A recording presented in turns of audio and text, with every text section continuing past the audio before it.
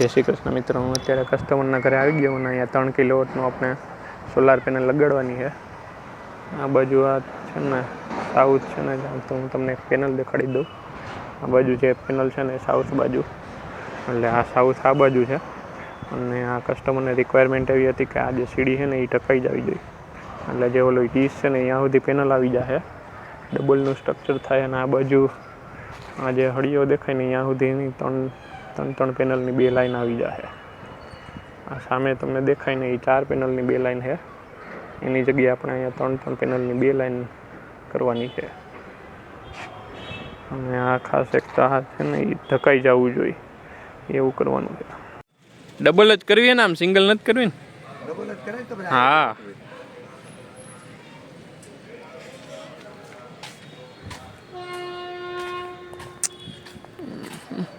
હવે હું અત્યારે બીજા માળ ઉપર આવી ગયો ને તમને વાયરિંગ દેખાડી દઉં. વાયરિંગ કઈ જગ્યાએથી લેવાનું છે.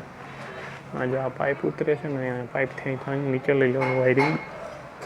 અને જે વાયરિંગ છે ને એ દિવાલે ખૂણામાંથી આ બાજુ અંદર વહી જાય અને અર્થિંગ બહારની બાજુ થાય.